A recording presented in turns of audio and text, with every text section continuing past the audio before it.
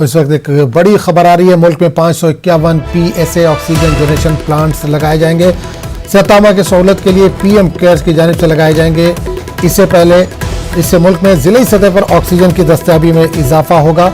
मुख्तलिफ रियासतों के सरकारी अस्पतालों में लगाए जाएंगे ये प्लांट्स। जल्द से जल्द इन प्लांट्स को शुरू करने की PM ने दी हिदायत। इससे अस्पतालों में ऑक्सीजन बिला तात्तुल फराहमी यकीनी होगी। इस वक्त की बड़ी खबर आ रही है।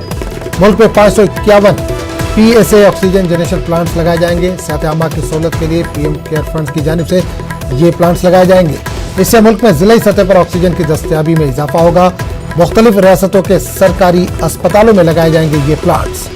जल्द से जल्द इन प्लांट्स को शुरू करने की PM ने हिदायत दी है। इससे अस्पतालों में ऑक्सीजन की बिला तात्तुल फराहमी